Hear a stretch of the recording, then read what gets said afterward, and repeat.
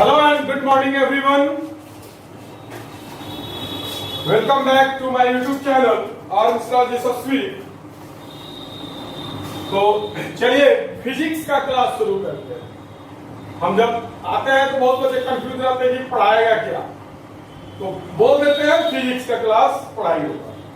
तो पिछले क्लास में हम लोगों ने चिन्ह परिपाटी के बारे में पढ़ा और चिन्ह परिपाटी का जो नोट्स था वो भी मैंने आपके ग्रुप में डाल दिया है। चिन्ह परिपाटी हम सभी लोगों का क्लियर हो गया होगा, जहां तक मुझे अंदाजा है। बच गया अवतल दर्पण का उपयोग और उत्तल दर्पण का उपयोग। तो अवतल दर्पण का उपयोग और उत्तल दर्पण का उपयोग मोटा मोटी हम आप लोगों का खींच दिए थे, लेकिन अच्छा से नहीं समझा पाए क्योंकि वो प्रैक्टिकल का चीज है। क्लास बहुत जल्द ओपन होने वाला है, तो जब क्लास ओपन होगा तो उसको हम पूरा का पूरा क्लास में उपयोग जो है उसको प्रैक्टिकल के साथ आपको समझा देंगे। एकदम निश्चिंत रहिए। तो आइए अब आगे बढ़ते हैं। तो चिन्ह परिपाटी हम लोग का हो गया था। अब एक बात माइंड में डाल लीजिए कि हम लोग जो भी न्यूमेरिकल बनाएंगे उस न्यूमेरिकल को बनाने में, मतलब फिजिक्स में जो भी हम आंकिक प्रश्न बनाएंगे उसमें चिन्ह परिपाटी के नियमों का पूरा यूज होगा। चिन्ह परिपाटी के नियमों का भरपूर यूज होगा उसमें। अब आइए आगे बढ़ते हैं चिन्ह परिपाटी से। तो अगला टॉपिक है दर्पण सूत्र, मिरर फॉर्मूला।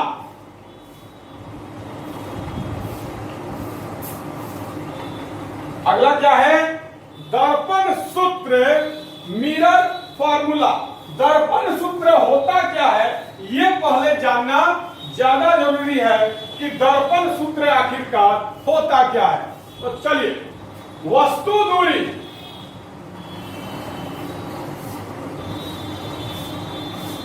वस्तु एवं ध्रुव के बीच की दूरी को वस्तु दूरी कहते हैं। इसे स्मॉल यू से सूचित किया जाता है। इसके बाद आइए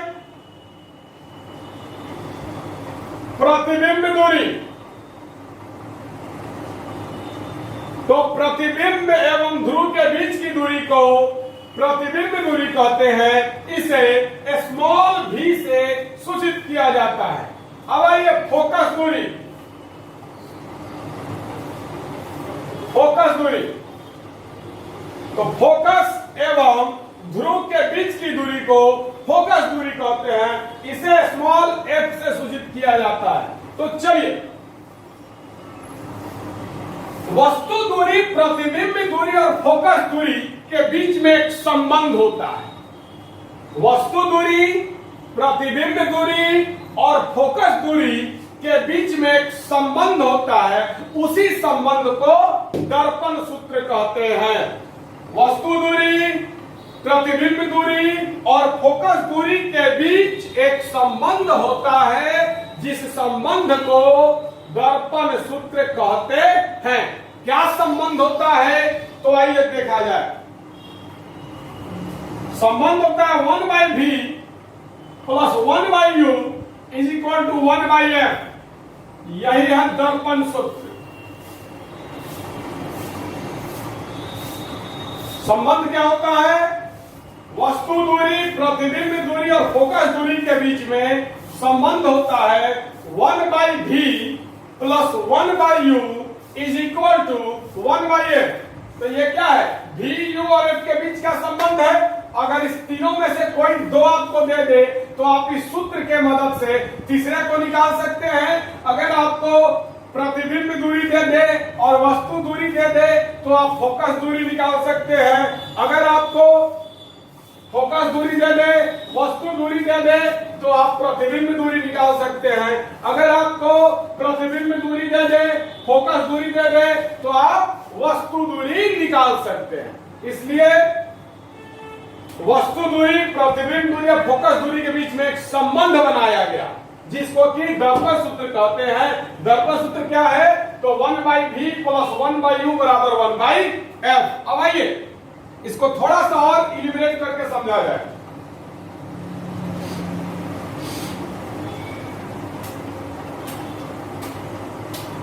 आइए थोड़ा सा आपको बैक हम ले चलेंगे।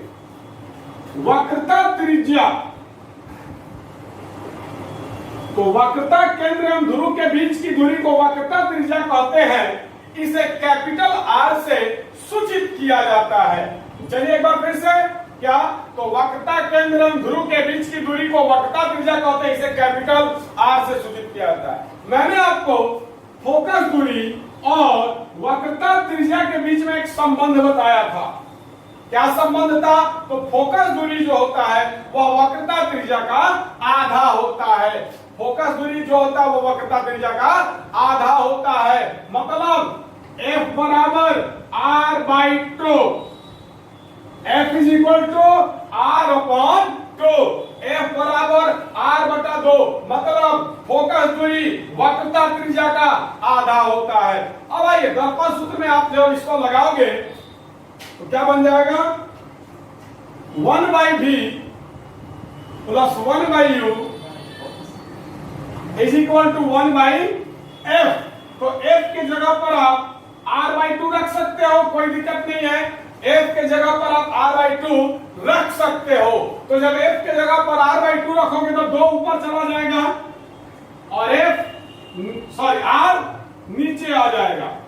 फिर से समझिएगा, 1/f के जगह पर हम क्या रखेंगे? f के जगह पर क्या रखेंगे? R/2। f बराबर R/2 होता है वक्रता फोकस दूरी वक्रता त्रिज्या का आधा होता है। तो फोकस दूरी की जगह पर हम R/2 रख सकते हैं। अब ये 2 ऊपर चला जाएगा तो क्या हो जाएगा? 1/f प्लस 1/u बराबर 2 ऊपर जाएगा तो 1 गुना 2, 2/r। ये भी दर्पण सूत्र ही है। तो दर्पण सूत्र ये बोलो चाहे ये बोलो, दोनों एक ही चीज है। तो दर्पण सूत्र क्या है? बार फिर से, वस्तु दूरी, फोकस दूरी और प्रतिबिंब दूरी के बीच में एक संबंध होता है, जिस संबंध को दर्पण सूत्र कहते हैं, मिरर फॉर्मूला कहते हैं। क्या संबंध होता है? तो 1/v प्लस 1/u बराबर 1/f, यही संबंध होता है तीनों के बीच में। अब आइए, f बराबर R/2 होता है, मैंने आपको बताया है। फोकस दूरी वक्रता त्रिज्या की आधी होती है। f के जगह पर हम R/2 रख दिए, 2 जो है वो ऊपर जाकर के 1 से टकराएगा, 1 गुना 2, 2। तो ये क्या हो गया? 1/v प्लस 1/u बराबर 2/r।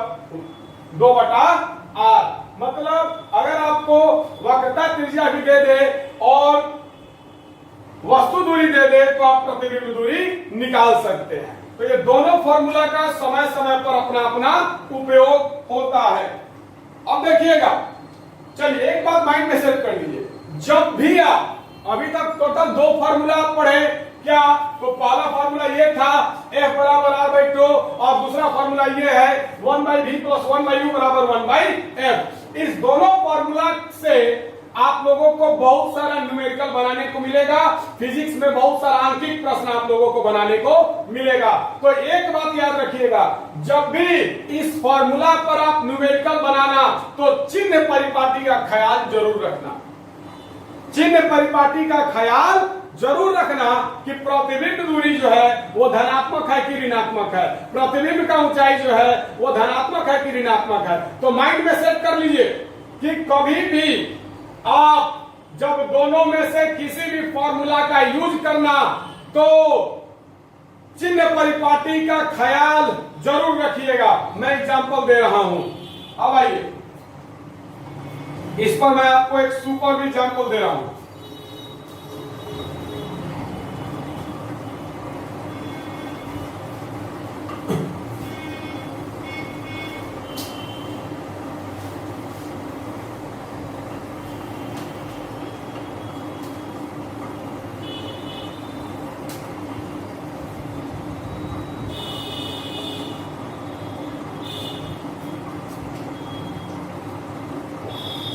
समझिएगा ध्यान से।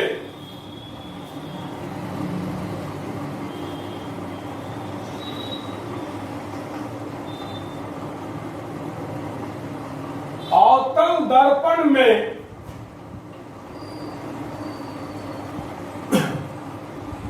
वस्तु दूरी 5 मीटर है तथा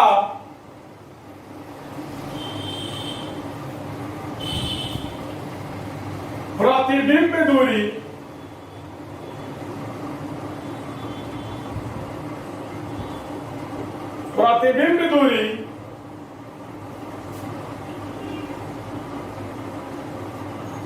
तथा वास्तविक, ये भी देख लो, वास्तविक प्रतिबिंब की प्रतिबिंब दूरी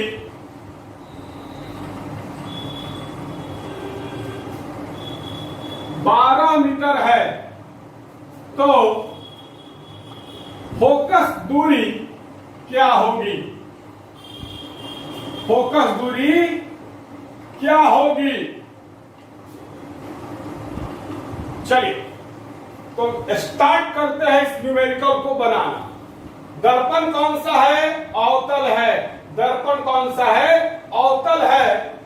और वस्तु दूरी क्या है? 5 मीटर है। तथा प्रतिबिंब कैसा है? तो वास्तविक प्रतिबिंब है। प्रतिबिंब कैसा है? वास्तविक प्रतिबिंब है। तथा वास्तविक प्रतिबिंब की प्रतिबिंब दूरी 12 मीटर है, तो फोकस दूरी क्या होगी? हम लोगों को वस्तु दूरी दिया है, प्रतिबिंब दूरी दिया है, दर्पण भी दिया है कि अवतल दर्पण है, प्रतिबिंब का प्रकार भी दिया है कि वास्तविक प्रतिबिंब है। हम लोगों को फोकस दूरी निकालना है। तो आइए इसको कैसे बनाएंगे।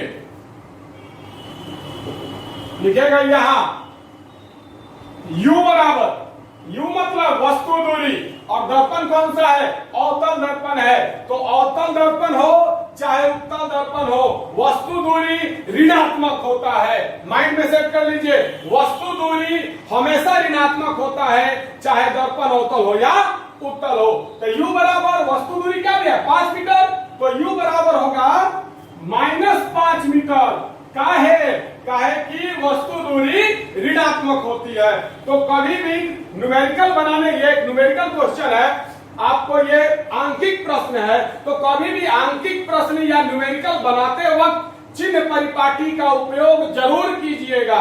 तो U बराबर -5 मीटर, U बराबर -5 मीटर मतलब वस्तु दूरी क्या है? -5 मीटर है। तथा प्रतिबिंब दूरी मतलब V बराबर, तो प्रतिबिंब दूरी क्या है? 12 मीटर है। और प्रतिबिंब कैसा है? वास्तविक है। तो वास्तविक प्रतिबिंब जब रहेगा तो प्रतिबिंब दूरी ऋणात्मक होगा। वास्तविक प्रतिबिंब जब रहेगा तो प्रतिबिंब दूरी ऋणात्मक होगा। तो प्रतिबिंब दूरी 12 मीटर दिया है, तो V बराबर हो जाएगा -12 मीटर, क्योंकि प्रतिबिंब जब वास्तविक हो तो प्रतिबिंब दूरी ऋणात्मक होती है। तो V बराबर -12 मीटर। अब हम लोग को फोकस दूरी निकालना है, तो लिखिएगा दर्पण सूत्र से। इसीलिए दर्पण सूत्र से, दर्पण सूत्र क्या होता है? तो 1/V + 1/O बराबर 1/F। अब ये 1/V क्या है?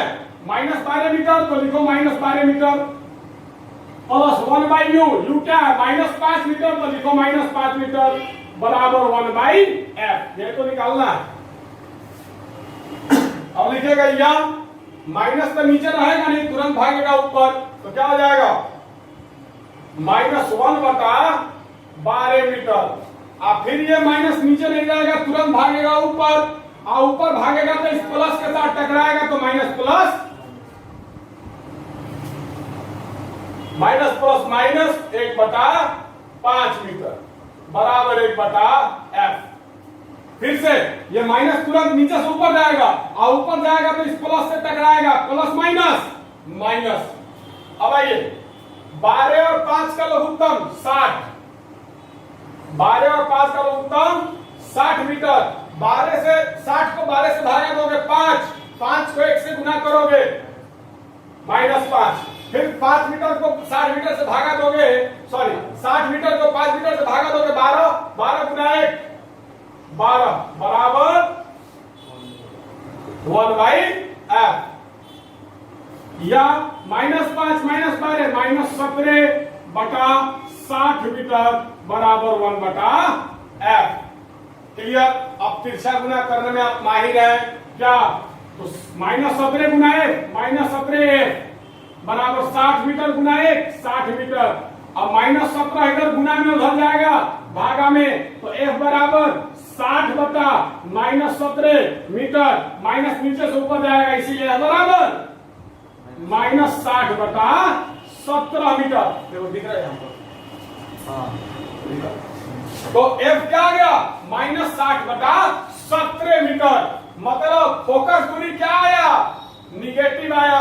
F का मतलब स्मॉल f का मतलब फोकस दूरी निगेटिव आया। आप देख सकते हो फोकस दूरी क्या आया, निगेटिव आया। तो हम लोग जानते हैं कि अवतल दर्पण का फोकस दूरी ऋणात्मक होता है, अवतल दर्पण में फोकस दूरी निगेटिव होता है।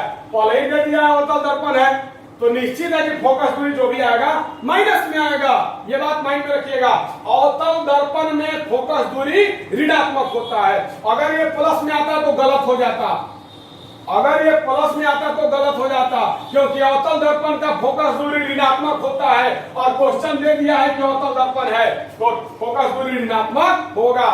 तो लिखिएगा अतः